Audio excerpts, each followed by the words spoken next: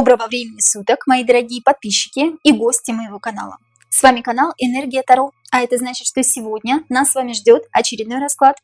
Перед тем, как мы начнем, я хотела бы рассказать вам о нашем закрытом канале на Бусти. Слева сейчас появится QR-код, по которому вы можете перейти и за подписку всего в 299 рублей в месяц смотреть шок-контент и те расклады, которых нет и не будет здесь на YouTube-канале, потому что YouTube их может заблокировать, друзья. Именно для этого существует второй закрытый канал на Бусти. И я благодарю всех тех подписчиков, которые с нами на Бусти уже с прошлого года. Друзья, вы помогаете нам становиться лучше. Ваши имена и ники сейчас появятся на ваших экранах. Спасибо вам, что вы есть у нас. Также напоминаю вам о возможности заказать у меня личный расклад, обряд и обрядовую свечу, которую мы делаем из натурального воска своими руками. За обрядовой свечой, обрядом и личным раскладом просьба обращаться ко мне в личку. Моя личка указана в комментариях под любым видео на канале Энергия Таро. Также напоминаю вам о возможности поставить лайк после 30 секунды для этого видео, если оно вам действительно понравилось. Жмите на колокольчик для того, чтобы всегда быть в курсе событий, которые происходят на канале Энергия Таро. Ну а с нами сегодня карты Здислава Бексинского. Здравствуйте, карты, и поговорим мы с вами сегодня о военном конфликте России с НАТО. Ждать ли Третьей мировой войны? Если да, к чему она приведет? Что будет с Россией и как конфликт с НАТО может стать отправной точкой для создания нового единого государства, объединившего в себя множество территорий? Первый вопрос будет звучать так. Есть ли вообще вероятность военного конфликта России со странами НАТО в 24, 25, 26 годах? Возьмем ближайшие 3 года, друзья, и посмотрим. Есть ли вообще вероятность, карты, скажите нам, пожалуйста, военного конфликта России со странами НАТО в 24 году? Давайте 3 карты вытянем. Есть ли вероятность военного конфликта России со странами НАТО в 25 году? И есть ли вероятность военного конфликта России со странами НАТО в 26 году? Возьмем сегодняшний год, в котором мы с вами проживаем. Если вероятность военного конфликта со странами НАТО в 2024 году, вероятность такая есть. Карта Луна, что-то сейчас готовится. То, что скрыто от людских глаз, то, что скрыто от обычного народа. Карта правосудия также об этом говорит. Кто-то кого-то хочет наказать. 12 пентаклей, карта изобилия. У кого-то кто-то хочет что-то забрать. Кто-то думает, что у кого-то слишком много стран, вполне возможно, да? Карта Луна, здесь какой-то хитрый, изощренный план, темный план, то, что давным-давно задумано было, и то, что уже предрешено, то, что уже обязательно случится. Карта правосудия, кто-то кого-то хочет наказать, и кто-то у кого-то что-то хочет по 12 пентаклю отобрать. Карта изобилия, у вас и так слишком много, давайте сюда. Если вероятность военного конфликта именно в 2024 году, друзья, есть, но мы смотрим только вероятность, не обязательно, что они воплотят это в жизнь. 25 год. Есть ли вероятность конфликта в 2025 году? В 2025 году у нас, если будет конфликт, то будет сразу же практически определен победитель. Победитель дьявол, победитель, который служит дьяволу, победитель, который у дьявола на первом месте. И карта дьявола еще также показывает нам аддикцию, привязанность или страну, которая заберет себе все остальные страны. У нас будет сегодня такой интересный вопрос. Дальше узнаете, о чем речь. Туз жезлов. Есть ли вероятность военного конфликта в 2025 году? Да, есть однозначно. Шестерка жезлов, тут же сразу может быть победитель. Либо в 25 году будет победитель уже, в 24 году начнется вся эта заварушка, либо в 25 году это начнется в самом начале, и в конце концов победитель будет определен уже в 25 году, друзья. Дьявол кто-то что-то себе заберет, загробастает, потому что имеет какие-то отношения, сношения, не побоюсь этого слова, с темным миром, с миром глобалистов. Глобалюги ставят на кого-то большие ставки, и, скорее всего, это Россия. 26 год. Вот здесь как раз-таки кто-то будет говорить о подлости, о том, что кто-то кого-то предал, кто-то у кого-то что-то забрал, содружество, объединение каких-то стран в одну страну. Здесь вполне возможно, что, опять-таки, я повторюсь, будет у нас сегодня такой вопрос, будет ли СССР 2.0, объединит ли СССР страны Европы в свою страну, то есть будет ли страна Россия полностью, у нас и не будет других стран, да, но это мы с вами поговорим позже об этом. Содружество, объединение стран в одну страну. И от этого горечь и подлость. То есть почему-то будут катить бочку, да, ну, они сейчас катят все бочку на Россию. И катить бочку будут на Россию другие страны, друзья, в 26 году. Объединение всех стран именно будет в 26-м. Возможно, начнется где-то уже в 25-м, друзья. Вероятность военного конфликта России со странами НАТО есть уже в 2024 году. Ну, это как начало, как зарождение чего-то. В 25-м будет уже очень быстро определен победитель, а в 26-м я вижу страны, которые объединятся.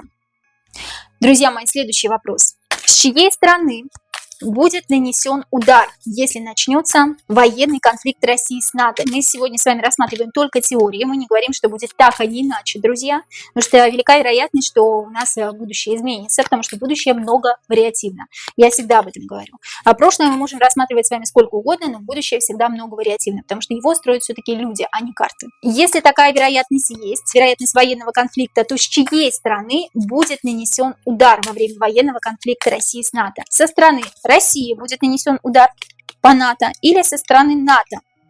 Тут обе стороны, что Россия, что страны НАТО, они подчиняются какой-то третьей силе, друзья. Поэтому я не могу сказать, что здесь кто-то за что-то отвечает. Но все-таки в информационном поле, давайте так спросим, с чьей стороны будет нанесен удар, о ком будут говорить в информационном поле? Ну вот у нас война России и Украины, Россия нанесла удар, да? А здесь кто нанесет удар? Россия нанесет удар по НАТО?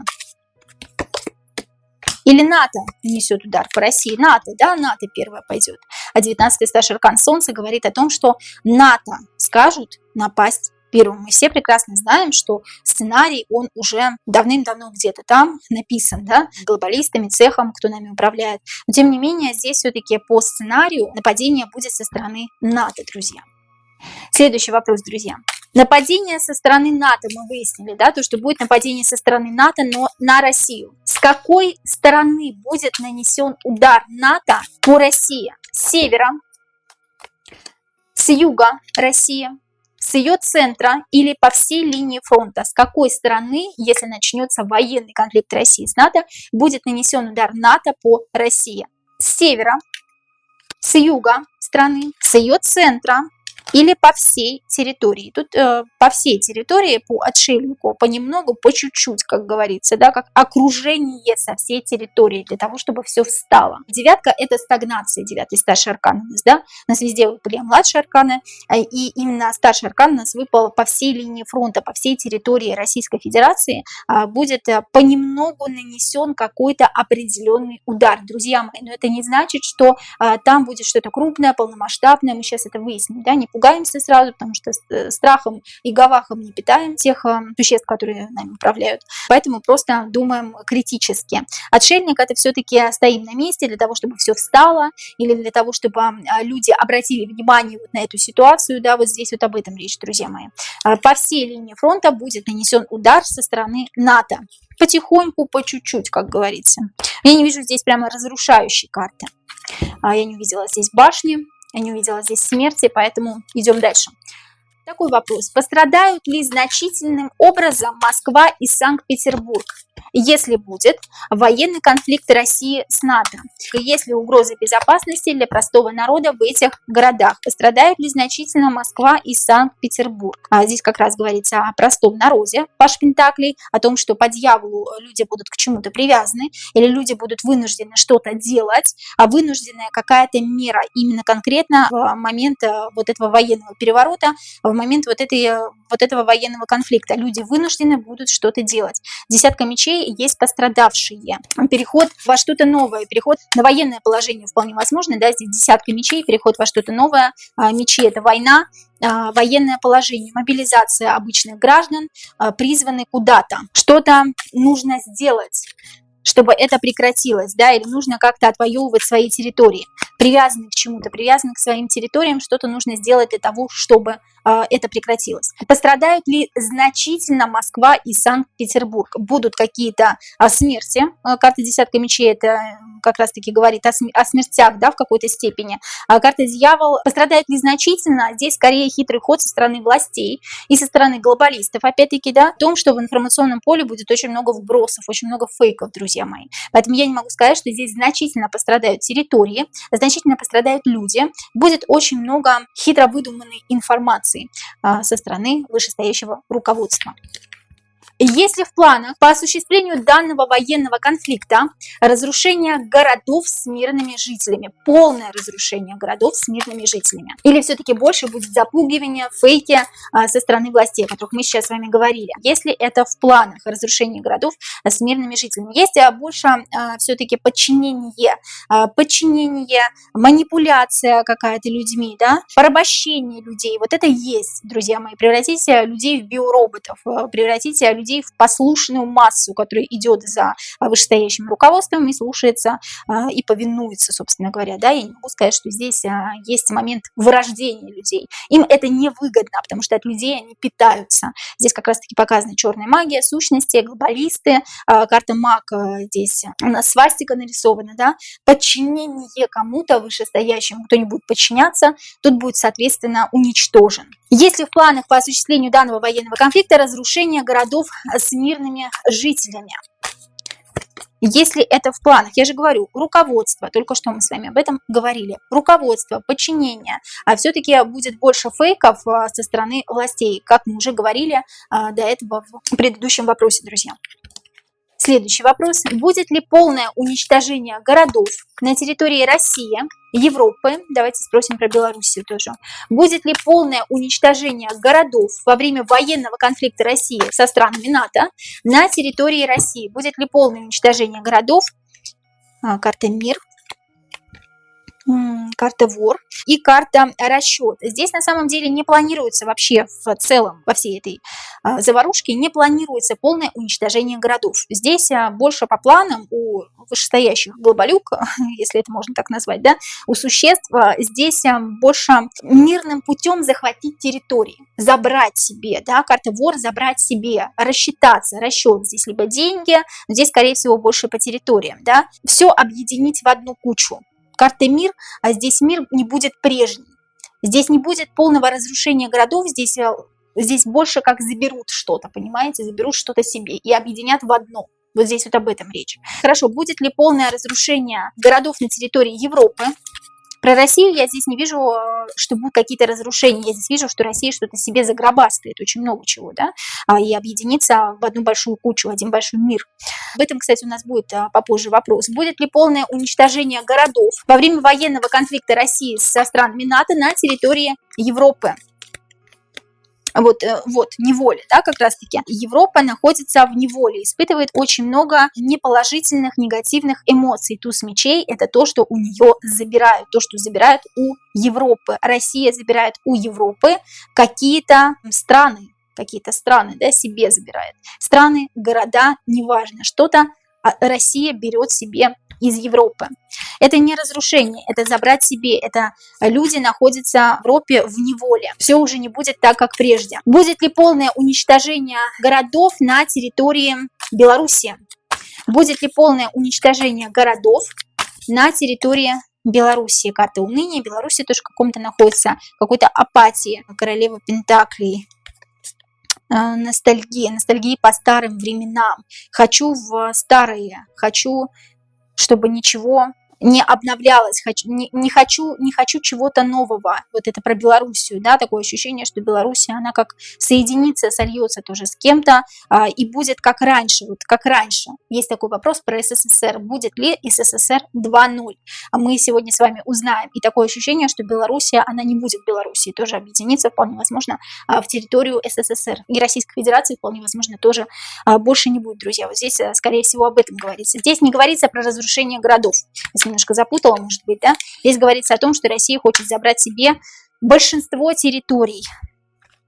Правда ли, что население Италии, Германии, Франции не готово к военному конфликту, а значит не будет воевать и не окажет сопротивления войскам России, если Россия будет воевать со странами НАТО? Правда ли, что население Италии, Германии, Франции не окажет сопротивления? Королева мечей, паш мечей. Здесь вполне возможно, что будет защита этих стран. Да? Эти страны будут защищать другие страны, соответственно, либо дадут какое-то оружие, потому что королева мечей, паш мечей, все-таки это мечи, это оружие, которым тебя снабжают. Десятки пентаклей, защита, другие люди, другие страны. А здесь сопротивление все-таки будет оказано. По 20-му старшему аркану страшно страшный суд. 20-й старший аркан страшный суд говорит еще о том, что люди бегут. Людям придется бежать. Вот именно страны Италия, Германия и Франция. Люди бегут куда-то от страшного суда, от того, чтобы их не наказали. Потому что все-таки по королеве мечей, по пажу мечей, это не старшие арканы, да, у нас, друзья мои. Здесь будет какое-то наказание тем людям, кто сопротивляется, кто окажет сопротивление. Ощущение, что определенного продовольствия технического будет не хватать, я имею в виду оружия. Того оружия, которым снабдят как раз-таки Италию, Германию и Францию. Хорошо. Окажут ли они сопротивление? Окажут, тем не менее, карта Луна. Каждый захватит то, что он должен захватить. Да? Каждый заберет себе свое. Ну, здесь в данном случае не свое, но тем не менее, карта Луна. Здесь уже все решено свыше, по темному договору, глобалистами. И здесь будет так, как написано. Поэтому здесь людям из стран Европы придется бежать, и Европа все-таки будет соединена, я так думаю, что да, с Россией. В какой-то степени. Будет ли вообще НАТО оказывать должное сопротивление России во время военного конфликта?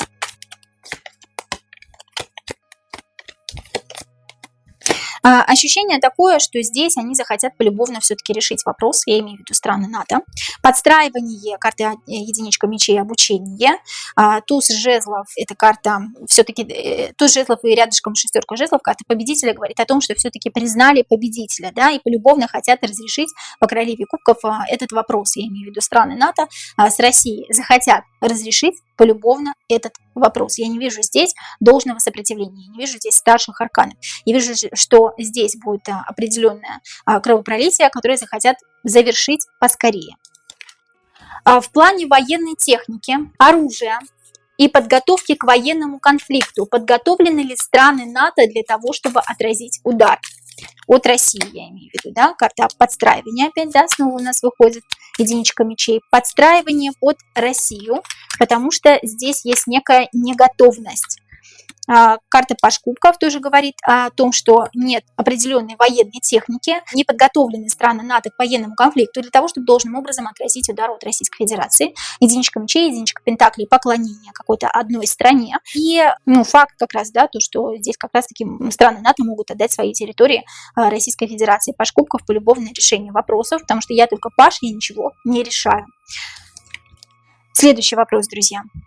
В интернете есть теория, что если на флаге страны присутствует черный цвет в виде полоски или какого-либо элемента, то на территории этой страны будет военный конфликт. Верна ли эта теория? Я сейчас уточню в другом вопросе, почему я вообще задаю этот вопрос. Верна ли эта теория, что черная полоска или черный элемент на флаге страны означает военный конфликт? Мечи, подлость, горечь, девятка мечей. Восьмерка кубков, прощание с территориями, с какими-то, да, путем подлости, прощаются с территориями страны, да, то есть забирают у этих стран что-то, забирают ресурсы, забирают людей, устраивают какие-то войны, да, потому что мечи у нас все-таки вышли, да, эти страны не могут должным образом защищаться. Те страны, у которых на флаге есть черная полоска, любой другой черный элемент, те страны не могут должным образом защищаться, у них нет техники, их не снабжают той техникой, да, для того, чтобы им защищаться должным образом. Я имею в виду обычному народу. Восьмерка кубков – это прощание со своими территориями. Через подлость и горечь людей, горечь утраты, люди могут гибнуть. Да? В любом случае, да, эта теория верна. Действительно, на территории этих государств будет военный конфликт, если на флаге нарисована черная полоска или любой другой черный элемент. Хорошо. У некоторых стран НАТО, таких как Эстония, Германия, Бельгия, на флагах присутствует черный цвет. Означает ли это, что на территории этих стран скоро произойдет военный конфликт? И если да, связано ли это с конфликтом России и НАТО? Да или нет? Да. Управление одной территорией несколькими территориями. Что-то заберут у Германии, Эстонии и Бельгии. Их территории, да, заберут. Связано ли это как-то с конфликтом России и НАТО? Связано ли это как-то с конфликтом России и НАТО? Король кубков, конфликт, собственно, сам конфликт показан, да, тот конфликт, который все-таки завершится полюбовно, более мирно, нежели конфликт сейчас, который у нас есть, Россия и Украина, да, он закончится побыстрее, паж жезлов, потому что другие страны не смогут отражать удары от Российской Федерации, так как необходимо. Россия будет воевать одна или у нее будут союзники? Россия в военном конфликте с НАТО будет одна или все-таки у нее будут союзники? Новая среда, кто-то новый, очень сильный. Во-первых, у нее есть очень сильный союзник, это жрец, да? Это сам дьявол, сам сатана.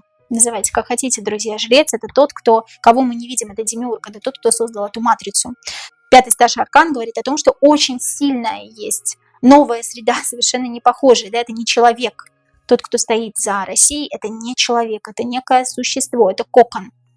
Кокон, который вот-вот разверзнется, и, возможно, вполне, что в России именно будет пришествие того самого антихриста. Друзья, здесь об этом речь. Будет ли Россия воевать одна? Даже если она будет в информационном поле воевать одна, то, поверьте, она далеко и не всегда одна. Если у организаторов военного конфликта России со странами НАТО цель уничтожить Европу силами России. Если у организаторов военного конфликта России с НАТО цель уничтожить Европу силами России. Подстроить под себя просто, да, построить новую систему. Итог. Здесь больше не про уничтожение, здесь больше про подстраивание под новую систему. И десятка – это обновление. Десятка второго – это всегда переход к чему-то новому. Так как прежде уже больше не будет, потому что нужно все поместить, как я уже сказала, да, на одной территории. Как бы люди не противостояли этому, да, все равно будет так, как сказано уже цехом, да, сказано глобалистами.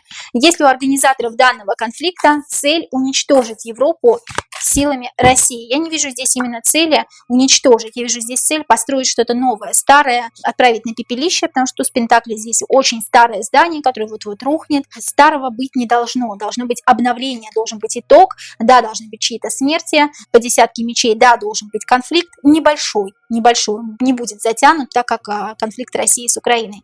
Четверка кубков, да, люди будут в неком унынии, но по пажу Пентаклей должна быть выстроена новая система, должна быть разрушена старая. В одной из серий мультсериала «Симпсоны», где обычно показывают нам предсказания, если вы смотрели «Симпсоны», да, или если вы видели их серии в интернете, теории в интернете и предсказания в интернете, в одной из серий «Симпсонов» мы видим карту восстановленной СССР, уже после развала СССР, куда входят территории стран Европы. Является ли эта серия пророческой? Хотят ли они, тот, кто наверху, осуществить этот план и получится ли у них? Является ли эта серия пророческой? Хотят ли они осуществить этот план и получится ли у них? Планирование есть, действительно. Карта планирования, карта объединения территорий путем рыцаря мечей, путем нападения на страны, которые не могут по пятерке Пентаклей себя защитить, на нищие страны, на бедные страны, или на страны, которые просто бедны в техническом плане, да, у них нет никакого оснащения. По пятерке Пентаклей, чтобы не было нищеты еще, да, а здесь для того, чтобы решить какой-то экономический вопрос по пятерке Пентаклей. Планирование есть, действительно. Но получится ли у них привести этот план в действие? Это сделать. Получится ли объединить в новую СССР территории стран Европы?